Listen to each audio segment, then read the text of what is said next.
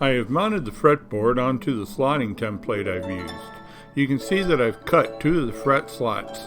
I don't want to cut more than that right now, but these are just used for reference so I know exactly where to set the fretboard in the CNC machine to accurately cut the fret markers.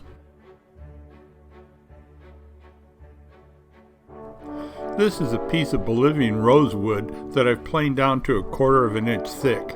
I think this is going to make really a nice looking fretboard.